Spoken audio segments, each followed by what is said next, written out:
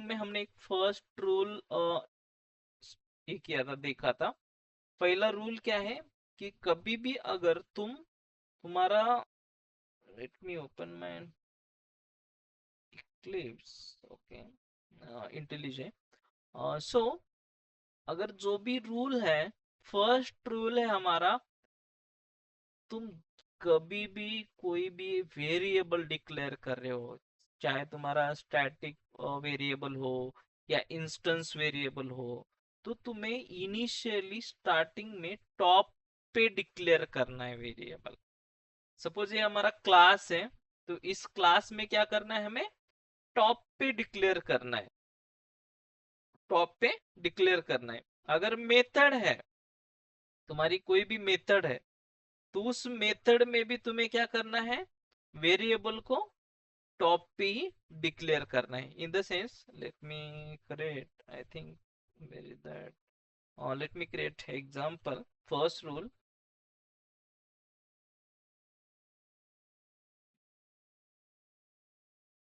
okay, so suppose first rule for like local variable, okay, तो कोई अगर local variable है, let me define the local variable rule, local var rule demo, बहुत important है guys, okay, क्योंकि इससे ही तुम्हारा बहुत अच्छी तरह से जो कोड का जो स्टैंडर्ड रहता है ना, ये यहाँ से बनता है। बहुत सारे रूल्स है। फर्स्ट तो रूल है, अगर मेरे पास एक मेथड है, ओके, कोई भी मेथड समझो, एक सिंपल मेथड है मेरे पास, सपोज मेन मेथड यहाँ पे डिक्लेयर करता हूँ। चलो मेन मेथड, ये मेन मेथड है, तो मेन मेथड के अंदर मुझे क्या करना है, एक लोकल वेरिएबल डिक्लेयर करना है, for example salary, okay, double salary, salary equal to something like that 8,000, 8,000 salary, okay. तो ये क्या है, जो मैंने क्या किया स्टार्टिंग में, मेरा जो मेथड है, मेथड के इनिशियली स्टार्टिंग में मैं क्या कर रहा हूँ, मेथड का जो वेरिएबल है उसको डिक्लेयर कर रहा हूँ। बाद में अगर मुझे उसको प्रिंट करना है, उसके ऊपर कुछ लॉजिक लगाना है, राइट, तो in that case, in that case you can print, suppose salary, तुम्हें सैलरी प्रिंट करनी है, तो you can print it salary, but you should have to declare initially और टॉप ऑफ द लॉजिक, तुम्हारा जो भी लॉजिक होगा उसके टॉप पे और स्टार्टिंग पे, तुम्हारे मेथड के स्टार्ट में डिक्लेयर करना है local variable, okay. Because because क्या है, जेवीएम तुम्हारा जो वेरिएबल होता है वो डिफॉल्ट प्रोवाइड नहीं करता है, तो तुम्हें लोकल वेरिएबल क्या रहता है, टेम्पररी लॉजिक रहता है तुम्हारा, तो अननेसेसरी मेमोरी यूटिलाइजेशन तुम्हें नहीं करना है, ओके। तुम्हें परफॉर्मेंस इंप्रूव करना है, तो तुम्हें कोई भी अगर जो भी ये है, लाइक तुम्हारा जो वेरिएबल है, ओके, सैलरी कैलकुलेशन करना है तुम्हें, या कोई रिक्वेस्ट प्रोसेस करना है, ओटीपी का है, अगर ओटीपी है तो उसको वैलिडेशन करना है, या फिर कोई रिस्पॉन्स है एपीआई का, रिस्पॉन्स जनरेट करना है, या फिर कोई तुम्हें ट्रांजैक्शन प्रोसेस करना है, इंटरेस्ट रेट कैलकुलेट करना है, जैसे मैंने लास्ट एग्जांपल में बताया था, तो उस केस में तुम्हें पहले स्टार्टिंग में लोकल वेरिएबल हो या कोई भी वेरिएबल हो, हम देख रहे फर्स्ट लोकल वेरिएबल, तो ये लोकल वेरिएबल का पहला रूल है, हमें इनिशियली स्टार्टिंग में डिक्लेयर करना, okay. Second rule, rule number 2, तो अगर हम अगर हम यहाँ पे डिक्लेयर कर रहे हैं वेरिएबल, तो उसका स्कोप क्या रहेगा, स्कोप क्या रह सकता है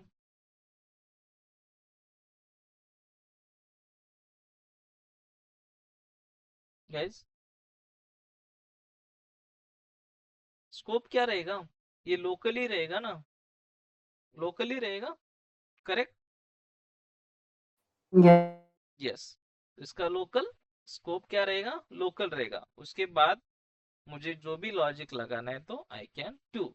सपोज सैलरी, और सैलरी इक्वल टू तुम्हारा like total salary, salary minus क्या रहेगा, जो भी तुम्हारा टैक्स है, सपोज 200 टैक्स डिडक्शन होगा, और जाके तुम्हारा सैलरी मीन्स क्या कर रहे हैं हम लोग, जो तुम्हारा एक्चुअल सैलरी है, सैलरी उसमें से 200 डिडक्ट कर रहे हैं, और आगे हमारा एक्चुअल सैलरी 8000 की जगह कम आएगा, 200 माइनस होके आएगा।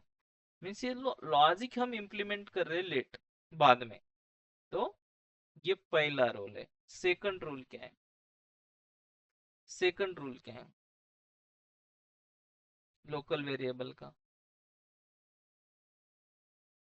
तो नेक्स्ट सेकंड रूल है, एक एंटरप्राइज लेवल पे अगर स्टैंडर्ड रूल अगर देखते हैं हम, फॉर एग्जांपल मुझे क्या करना है, कुछ प्रोसेस करना है, कुछ प्रोसेस करना है, ओके, कुछ प्रोसेस करना है। यहाँ पे आया तुम्हारा सैलरी कैलकुलेशन, ठीक है, कोई दिक्कत नहीं है। Let me create another one demo to local variable का रूल 2, ओके, और यहाँ पे मैं बोल सकता हूँ रूल 2, ये है रूल 2। फॉर एग्जांपल मेरे पास मेन मेथड है, यहाँ पे रूल 2 में मुझे क्या करना है, सपोज एक प्रोडक्ट है, प्रोडक्ट का टोटल प्राइस कैलकुलेट करना है, ओके, और जो अमाउंट रहता है उसको मुझे कैलकुलेट करना है। मुझे मेरे पास 10 प्रोडक्ट है, राइट, मेरे पास 10 प्रोडक्ट है, मैं अगर 10 प्रोडक्ट परचेस कर रहा हूँ, तो उस केस में हमें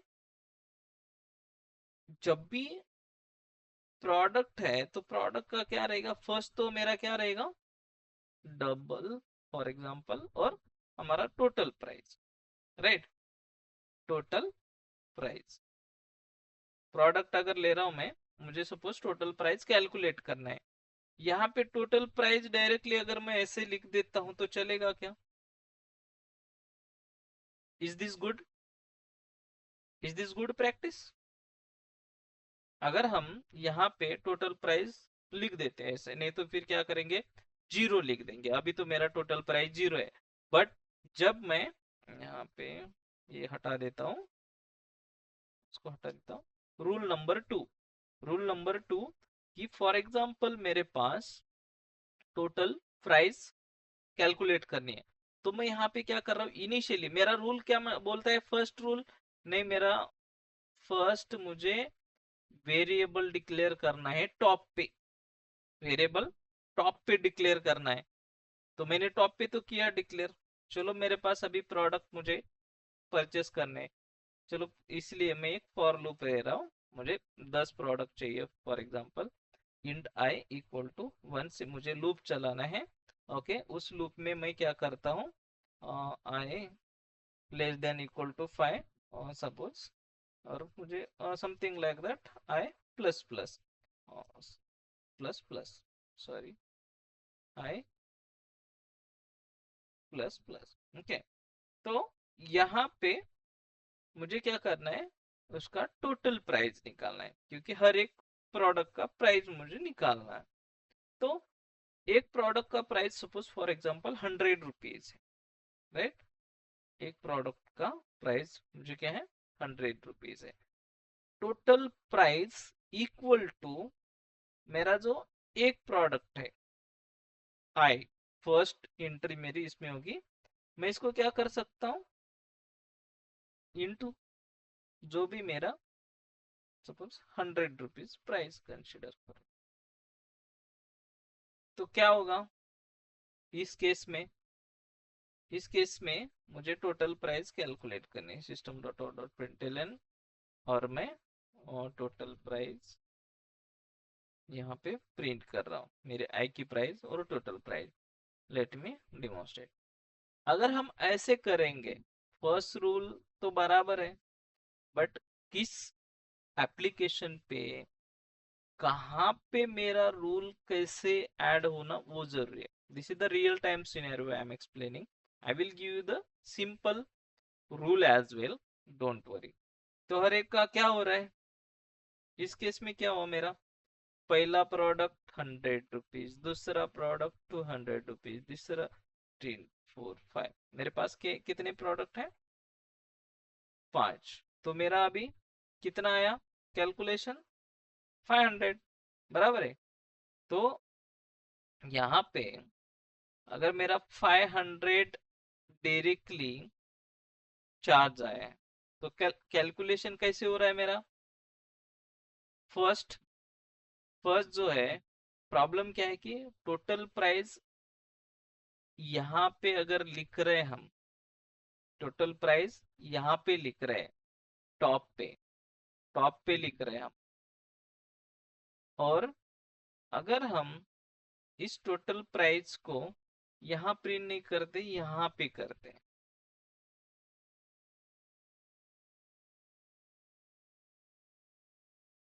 अब क्या होगा,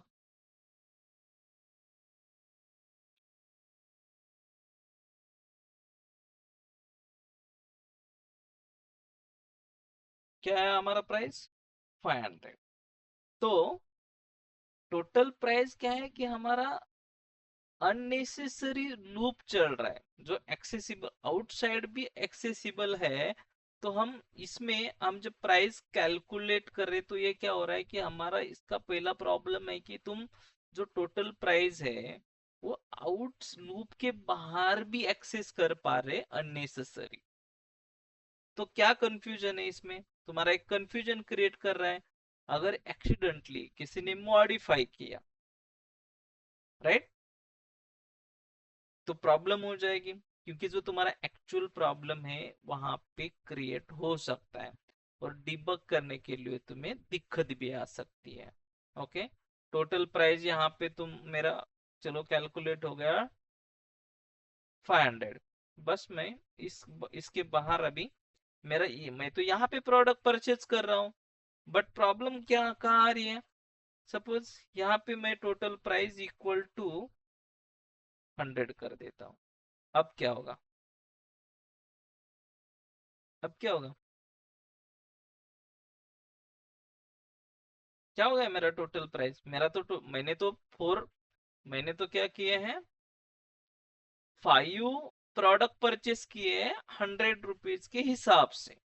तो मेरा टोटल प्राइस होना चाहिए था 500। जब मैं इस एक्चुअल वेरिएबल को एज पर माई स्टैंडर्ड मैंने यहाँ पे डिक्लेयर किया आउटसाइड पे, और उसी वेरिएबल को बाद में मैंने किया मॉडिफाई, हो गया 100 रुपीज। तो इतना परचेस करने के बाद भी मेरा क्या हो रहा है, 100 रुपीज टोटल प्राइस आ रहा है, कस्टमर का लॉस नहीं है। हो गया लॉस किसका हो रहा है, जो कंपनी है उसका लॉस हो रहा है। तो इस सिनेरियो में हमें जो स्टैंडर्ड है, फर्स्ट, जहां पे हमें फर्स्ट रूल के अंदर अगर फॉर एग्जांपल कोई सैलरी है या फिर तुम्हारा कुछ कैलकुलेशन करना है नॉर्मल चीज पे, जहां पे तुम्हारा लूप नहीं है, जहां पे तुम्हारा लूप नहीं है और लूप के अंदर उसका कुछ कैलकुलेशन नहीं है, बाहर ही डायरेक्टली स्ट्रेट फॉरवर्ड तुम्हारा वैल्यू है, तो उस केस में तुम्हें ऐसे वेरिएबल को बाहर आउटसाइड एंड टॉप पे डिक्लेयर करना है। But in the sense rule number 2 standard क्या कहता है कि इन केस तुम्हारा अगर लूप है, तो इस लूप के बाहर अगर तुम तुम्हारा वेरिएबल को डिक्लेयर करोगे on the top of the method, means method के टॉप पे, तो वहां पे दिक्कत हो सकती है, तुम्हारा कंफ्यूजन हो सकता है, आउटसाइड पे तुम्हारा अननेसेसरी लूप के बाहर कोई उसको एक्सेस कर सकता है। तो उसका सॉल्यूशन क्या है, okay, this is the problem, this is the problem. तो सॉल्यूशन क्या है, straight forward you can declare this variable inside the for loop directly. Okay, तुम्हें इसको डायरेक्टली इनिशियली स्टार्टिंग पे लूप के, लूप जो है उसके अंदर स्टार्टिंग पे डिक्लेयर करना है डायरेक्टली, जो कि यहाँ पे मुझे एक्सेस नहीं होगा, बाहर दिख रहा है, यहाँ पे रेड आ रहा है, आ रहा है। तो ये क्या है, उसका स्कोप क्या है, लोकल पे ही, लोकल वेरिएबल, इसीलिए तो हम बोल रहे लोकल वेरिएबल। तो अगर मेथड का लोकल वेरिएबल है तो मेथड के अंदर डिक्लेयर करो, बट तुम्हारा अगर लूप है, कोई अमाउंट तुम्हें कैलकुलेशन करना है देन आउटसाइड पे, तो उस केस में तुम्हें इस तरह से वेरिएबल डिक्लेयर करना है। This is the second rule and second standard, इसको हम सेकंड स्टैंडर्ड बोलते हैं।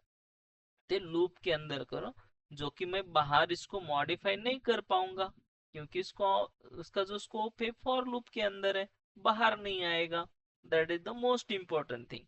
जब भी तुम डेवलपमेंट कर रहे हो तो डेवलपमेंट करते समय ये चीज ध्यान में रखना और ये फॉलो करना। नहीं तो ऐसा मत करो कि हर एक को लूप के अंदर या फिर हर एक को बाहर। सिचुएशन, तुम्हारा जो वेरिएबल का जो स्कोप है कि भाई मुझे ये कहाँ पे करना है, मुझे कहाँ यूज करना पड़ता है, इसका बाहर कुछ यूज है क्या, नहीं है, इस लूप के अंदर इसको चलाना है तो मैं इसके लूप के अंदर यूज करूंगा, बाहर चाहिए मुझे तो बाहर, राइट। ये तुम्हें फॉलो करना है। This is the another standard. Okay, अब ये मैं मॉडिफाई नहीं कर पाऊंगा, अगर फिर से रन करता हूँ और बाहर एक्सेस करना चाहूंगा तो this will be throw the error. Okay, so this is the local variable का गुड और बैड प्रैक्टिस। ये क्या है, एक गुड और बैड प्रैक्टिस है, ये हमारा गुड प्रैक्टिस है जो ऐसे हम डिक्लेयर करेंगे। This is the thing most important guys for the enterprise level application. Okay, क्योंकि ये बहुत इंपॉर्टेंट है। Next, what is the next rule, rule number 3। Rule number 3, अभी सेम मैं वेरिएबल का रूल नंबर 3 इसको कॉपी करता हूँ। लेट मी कॉपी, मैं रूल नंबर 3 और we can say the standard 3। Okay, again let me define rule number 3 here. Okay, अब मुझे फॉर एग्जांपल मुझे क्या है, टैक्स कैलकुलेट करना है, राइट। मुझे टैक्स अगर कैलकुलेट करना है गाइज, तो टैक्स कैलकुलेशन का मेरे पास वेरिएबल में कहाँ डिक्लेयर कर सकता हूँ, जैसे मैंने सैलरी कैलकुलेट की थी, अगर मुझे टैक्स कैलकुलेट करना है तो डिक्लेयर कहाँ करना पड़ेगा variable, anybody can tell me about this.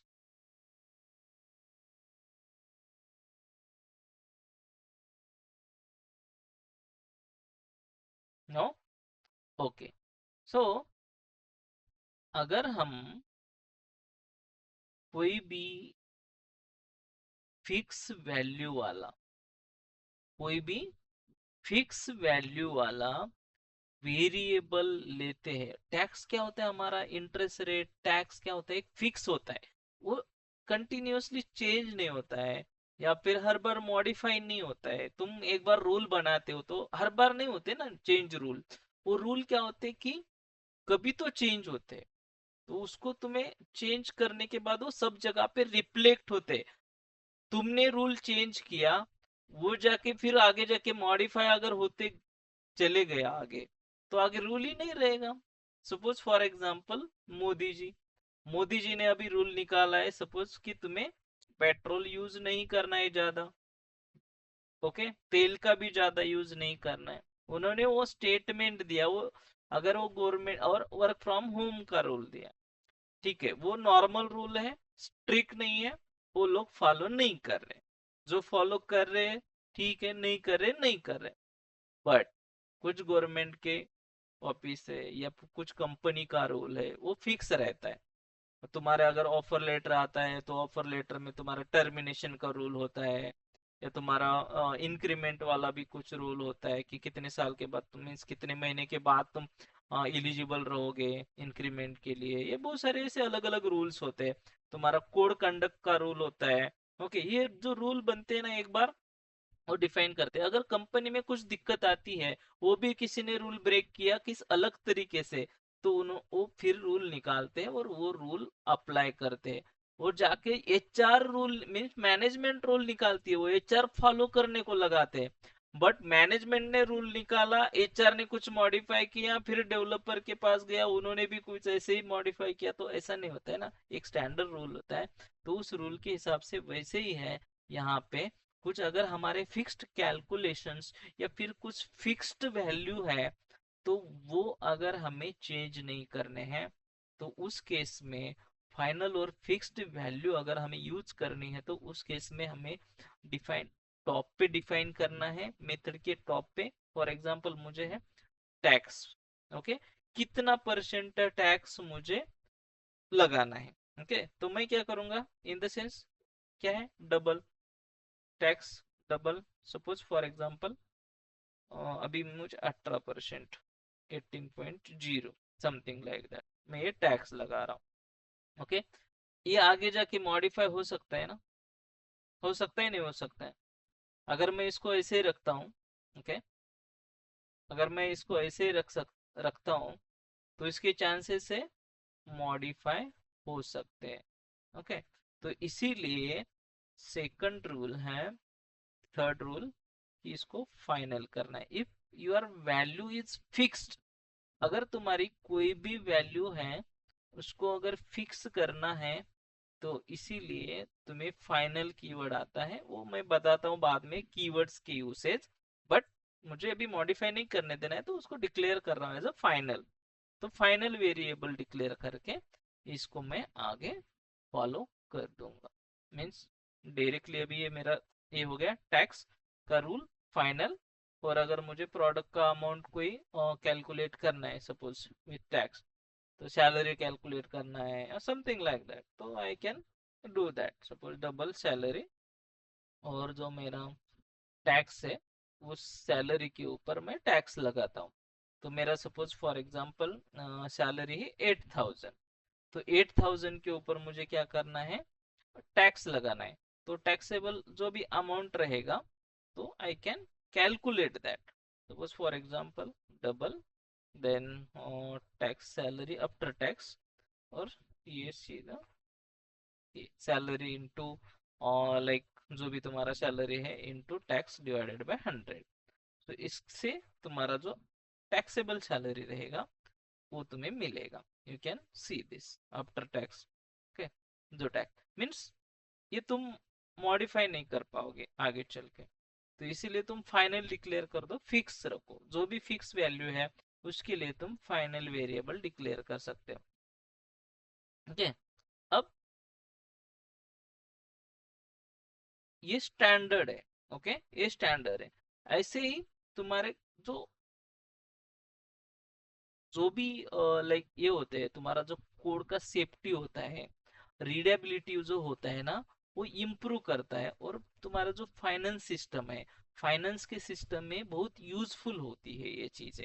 अगर तुम कभी जाके इन फ्यूचर अगर फाइनेंस या बैंकिंग डोमेन पे काम करोगे, तो ये चीज तुम्हें बहुत इंपॉर्टेंट ध्यान में रखनी है। ओके, वहां पे ये बहुत यूज होता है, राइट। ओके, देन ऐसे लाइक जो अप्रोच है, बेटर अप्रोच है लोकल वेरिएबल के, तुम डिक्लेयर मीन्स कर सकते हो। तो इसमें तुम्हें कोई ब्रेक नहीं होगा लॉजिक, तुम्हारा जो लॉजिक है ये इसमें ब्रेक नहीं होगा। तो इस तरीके से रूल हमें फॉलो करने हैं। ये है बेसिक स्टैंडर्ड रूल जो लोकल वेरिएबल के लिए। सर, इसके अलावा कौन से रूल है, अभी ये तो हम मेथड लेवल पे स्टैंडर्ड हमने ये तीन रूल देखे, this is the standard rule for declaration. Next, sir हम वेरिएबल अगर डिक्लेयर कर रहे हैं, कोई भी अगर वेरिएबल हम डिक्लेयर कर रहे हैं, तो क्या हम कैसे भी वेरिएबल डिक्लेयर कर सकते हैं। लेट मी रूल, अब मैं एक नया डेमो बनाता हूँ, उसमें हम बेसिक रूल देखते हैं। ओके, बेसिक रूल, चलो late me create demo 7। Demo 7, इसके अंदर एक मेथड है मेन मेथड लिखो, मेन मेथड। सपोज मैं लिख रहा हूँ इंट ABCDEF, ऐसे समथिंग लाइक दैट। अगर मैं ऐसे वेरिएबल डिक्लेयर करता हूँ तो ये इसका कुछ मीनिंग समझ में आएगा क्या? इस वेरिएबल का कुछ मीनिंग समझ में आएगा गाइस? कौन पहचान पाएगा ये वेरिएबल मेरा? कोई पहचान पाएगा? नहीं। नहीं. राइट। तो जब भी Variable must always have the useful names and it must use the camel case. Correct, exactly. तो क्या है, वेरिएबल जो है हमारा मस्ट बी यूजफुल होना चाहिए। क्या होना चाहिए? यूजफुल होना चाहिए। और उसके जो रूल हैं, जो वेरिएबल डिक्लेरेशन के रूल हैं, वो बहुत इंपॉर्टेंट है। क्या है? बहुत इंपॉर्टेंट है। क्योंकि अब ए बी सी डी इससे मुझे कुछ समझ में नहीं आएगा। ठीक है, मेरा तो वैल्यू स्टोर भी हो रहा है, सब चीजें हो रही है, तो मुझे क्या लेना देना है, मैं तो स्टोर कर रहा हूँ, राइट। बट किसी को पता है क्या ये वेरिएबल है या क्या है, उसके पीछे क्या क्या वजह है कि ये वेरिएबल तुमने डिक्लेयर ही किया है, राइट। किसी को समझ में नहीं आएगा। चलो मुझे पता है, मैंने वैल्यू स्टोर करने के लिए कंसिडर करता हूँ मुझे 10 स्टोर करने, इसीलिए मैंने ये रूल Actually, बनाया। this rule is like that. In one project, there is plenty of people are working. So we correct, don't know when the update will come. If there is a new update and that developer is not available, some other developer is there, and who is going to work on that? He must understand the code easily. Correct.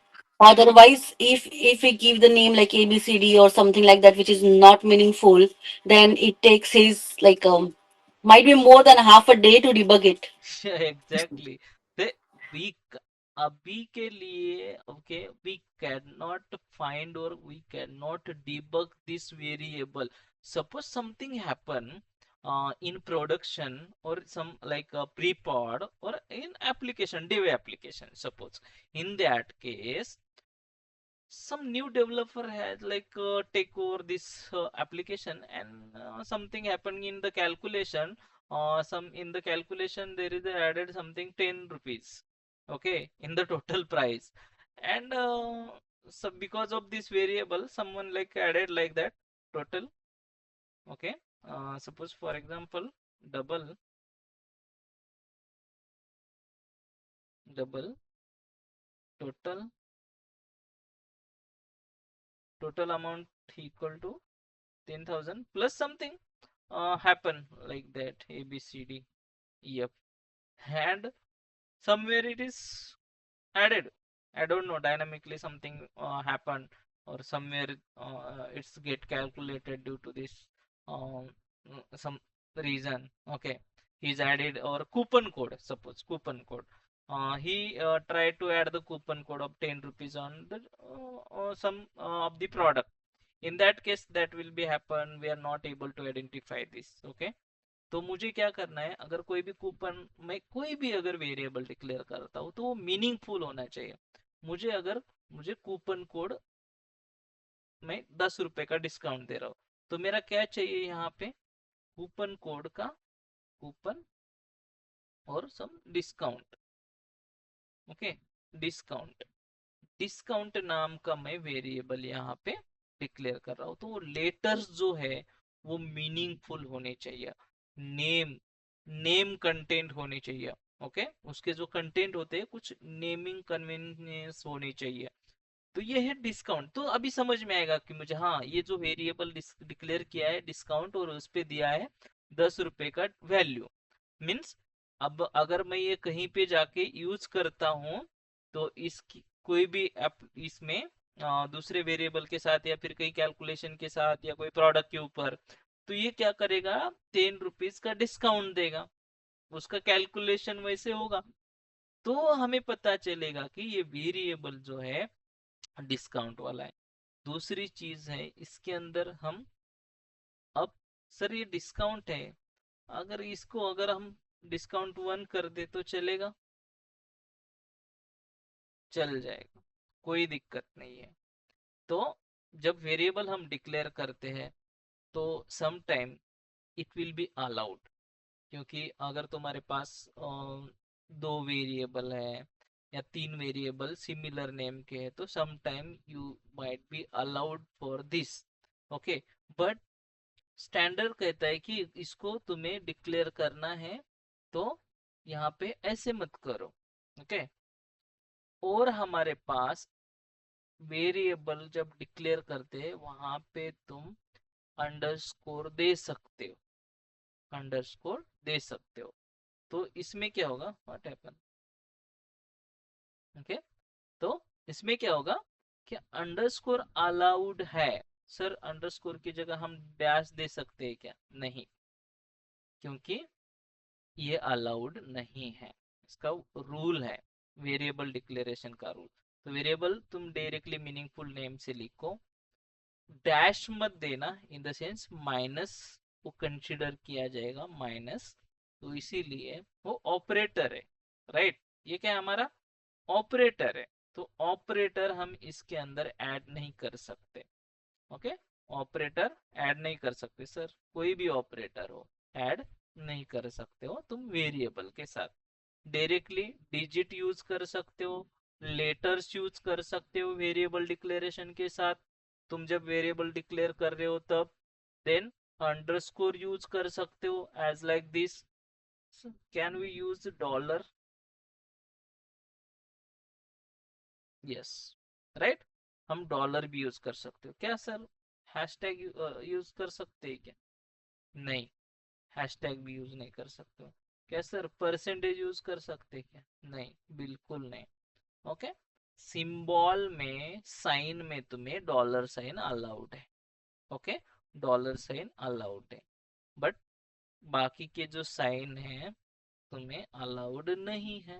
Okay, at the rate लिखोगे चलेगा? नहीं चलेगा। तो ये ध्यान में रखना, जब भी तुम वेरिएबल, अगर वेरिएबल का जो नेम जो रहता है जब डिक्लेयर करते हो वेरिएबल नेम, तो उसके साथ तुम्हें लेटर, डिजिट, अंडरस्कोर और डॉलर चाहिए।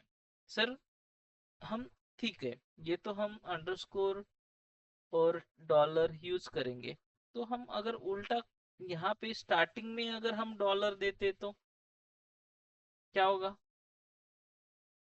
कुछ नहीं। सर स्टार्टिंग में हम अंडरस्कोर देते हो तो क्या होगा? कुछ नहीं होगा। स्टार्टिंग में अगर हम डिजिट देते हैं, स्टार्टिंग में अगर हम डिजिट देते हैं तो चलेगा नहीं, वो चलेगा नहीं।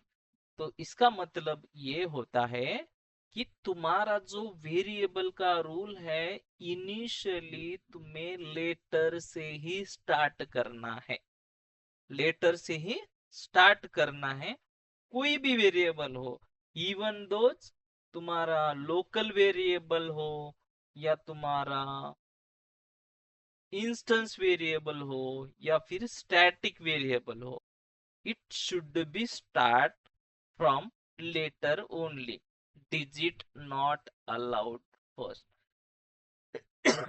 सर डिजिट क्यों अलाउड नहीं है? फर्स्ट डिजिट क्यों अलाउड नहीं है? कोई बता सकता है?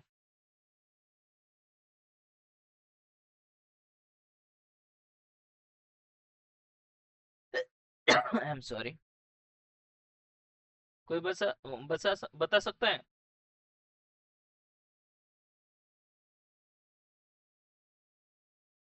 साहिबा?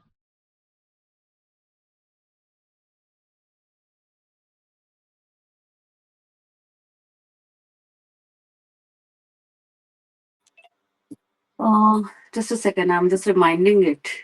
Okay, no worry, okay, no, don't worry. So जो डिजिट होता है, अगर हम इनिशियली अगर डिजिट लगाएंगे इनिशियली, तो वेरिएबल जो रहता है वो क्या रहता है, क्योंकि तुम्हारी एम्बिग्यूटी जनरेट हो सकती है। क्या एम्बिग्यूटी जनरेट हो सकती है?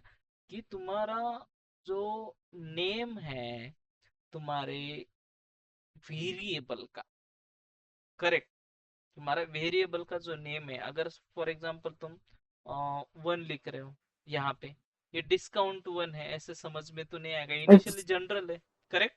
actually it's cause of its compiler issue or something. Correct, this is the compiler issue, okay, discount. अब ये हम ऐसे लिख रहे हैं, तो क्या हो रहा है कि उसका जो जो स्टार्टिंग आइडेंटिफायर है वो डिजिट है, compiler will trouble for this, ये वेरिएबल है या फिर क्या चीज है, वो समझ में नहीं आएगा, कंपाइलर उसको आइडेंटिफाई नहीं कर पाता है। क्योंकि अगर हम ये वेरिएबल ऐसे डिफाइन कर रहे हैं, even those we have, this is the integer, int in the sense तुम्हारा नंबर है, but again this is complex to like identify और डिसाइड कि उसको पार्स कैसे करना है, तो उसका वो कंपाइलर ही डायरेक्टली एरर थ्रो करता है। बिकॉज जो रूल है, जेएलएस रूल आता है जावा का, उसको बोलते हैं हम Java language specification rule.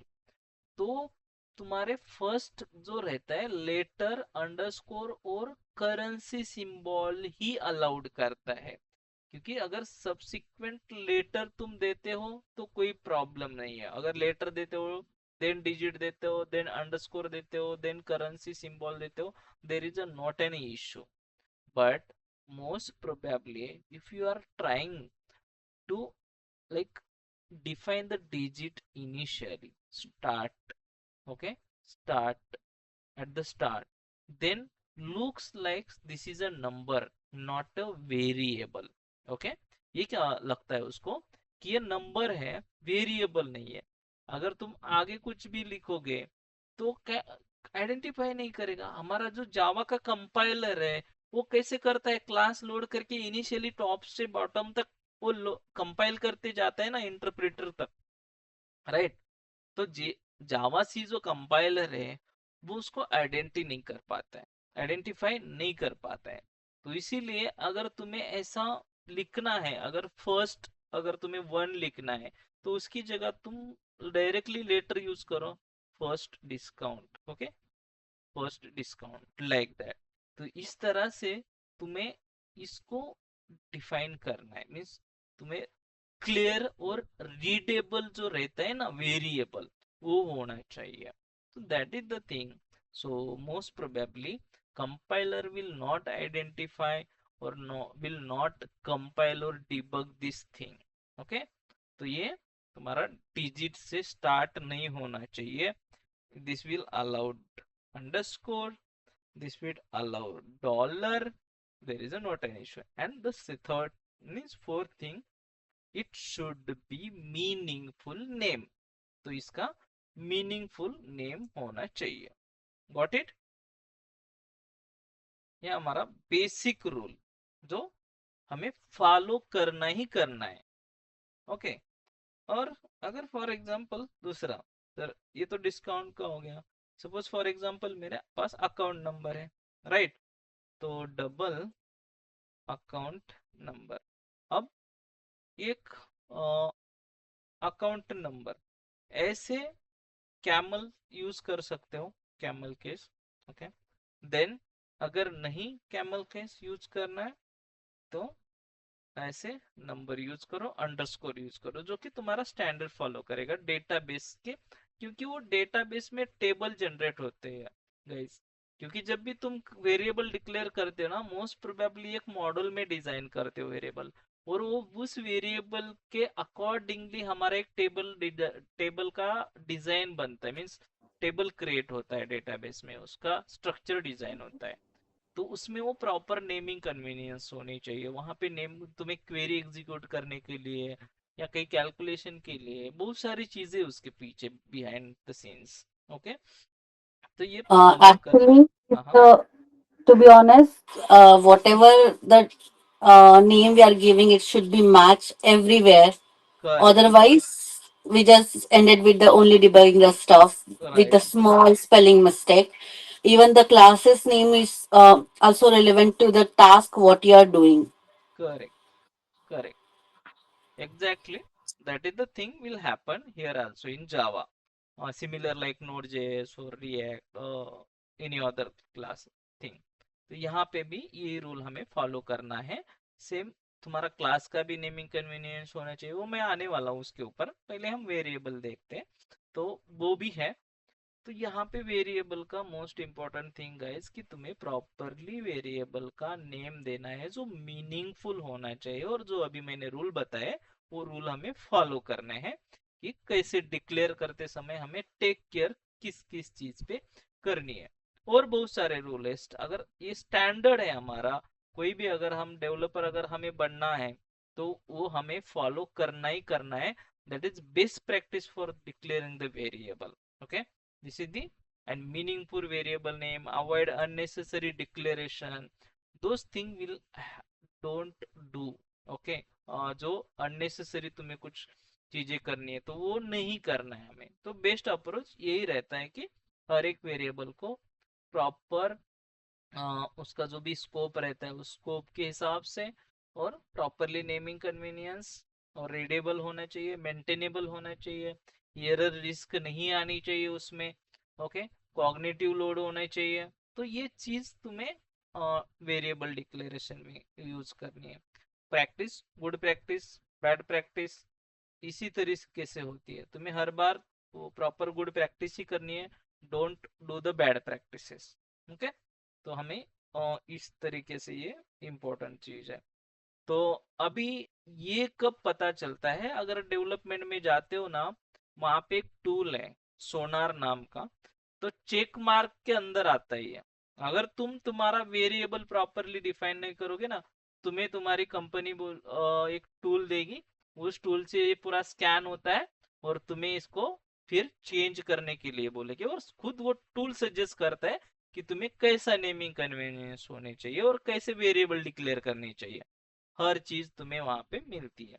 But before that हम पूरा अगर कोड लिखेंगे, फिर सोनार क्यूब आए अगर इंटीग्रेट करेंगे, फिर उसमें हमें इतने सारे इश्यू आएंगे, तो उससे पहले हमें वो अगर केयर करते हैं तो हमारे कोड में कोई कमी नहीं रहेगी. और हम अगर स्टैंडर्ड फॉलो करेंगे तो सोनार क्यूब भी उसके आगे स्कैन करके क्लीन रिपोर्ट देगा. तो हमें वहां Still, तक नहीं still, जाना है. still, sorry to interrupt you. Hmm. Still, if development work is like a 1.5 day, the SonarCube issue solving work is a 2 to 3 days, to be honest. Yeah, right. And still, SonarCube will be give you a shout because if everything is working, functionality is working, but if you have used optional chaining, which is not allow, which is not allow like allowed. Sorry, if you're using some like a old format, which is not it allowed in SonarQube, but it's allowed in your code base because you are not allowed for the latest one because of the company policy and all those stuff. And if you forgot to write a code for a single line test, then it still shout for you. Yeah, sure. Definitely, that will be happen in the real time development as right. This is the thing. Okay, so I think that's it for the today. We will continue on Monday. I will give the task for tomorrow and day after tomorrow, means for the weekend. So you can submit the task end of the day of or Sunday. Okay, Sunday evening. So up right now, if you have any question, query, or need discussion,